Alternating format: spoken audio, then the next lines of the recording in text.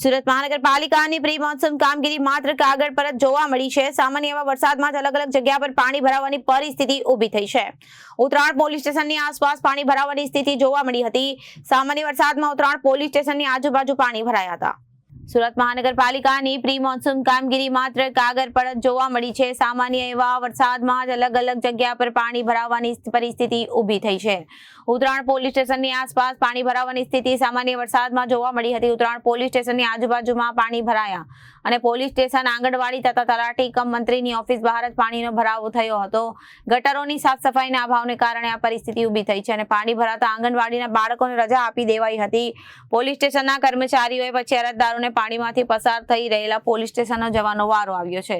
Pre monsoon કામગીરીના નામે લાખો રૂપિયાનો ખર્ચો પાણીમાં। સામાન્ય વરસાદમાં આ રીતે પાણી ભરાય? સામાન્ય તો વરસાદ આખી રાત પડ્યો હતો અને આ પાણી નિકાલ માટેનો એકમાત્ર રસ્તો છે અને જ્યારે સમગ્ર વિસ્તારમાંથી પાણી આવતું હોય ત્યારે સ્વાભાવિક છે કે લાઈનનું પોતે ફૂલ કેપેસિટીમાં જતું હોય ત્યારે નીચાણવાળા વિસ્તારમાં સ્વાભાવિક છે થોડું પાણી ભરાય અને એના માટે અત્યારે અમે તાકીદ કરી અને મશીનરી લાવી અને કામગીરી કરી રહ્યા છીએ।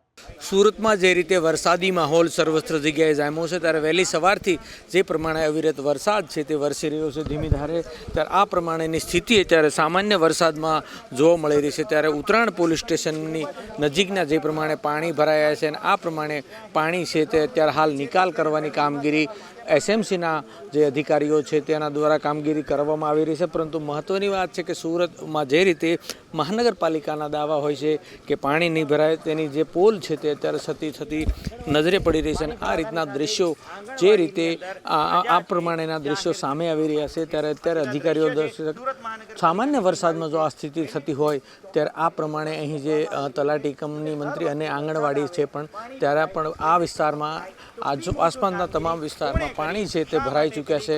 ત્યારે અનેક પ્રશ્નાર્થ ઉઠી રહ્યા છે। મહાનગરપાલિકા વાતો મોટી કરતી હોય છે પરંતુ જે રીતના દ્રશ્યો સામે આવી રહ્યા છે તે વાસ્તવિકતા કંઈક અલગ છે ત્યારે આ રીતે જોઈ શકાય છે અને સુરતમાં જે રીતે અધિકારીઓ છે તે કામગીરી માટે વાતો થતી હોય છે સફળિયા સુફિયાણી, પરંતુ કામગીરી છે તે અત્યારે જોવા નથી મળતી અને તેને લઈને આ પ્રમાણે જોઈ શકાય છે। ત્યારે હાલ કામગીરી ચાલુ છે પરંતુ મહત્ત્વની વાત છે કે સુરતનું સફાળું તંત્ર જે રીતે દાવા કરતા હોય છે કે ત્યારે આ સામાન્ય વરસાદમાં જો આ સ્થિતિ સર્જાતી હોય છે, અગર જો વધુ વરસાદ પડે તો કઈ રીતની સ્થિતિમાં સુરતને મૂકી દે તે ચોક્કસ સામે આવી રહ્યું છે। ત્યારે હવે જોવું રહ્યું કે જે સામાન્ય વરસાદમાં આ પરિસ્થિતિ છે, વધુ વરસાદ થાય તો આફતમાં પીરસાય તેવા દ્રશ્યો ચોક્કસ સામે આવી શકે।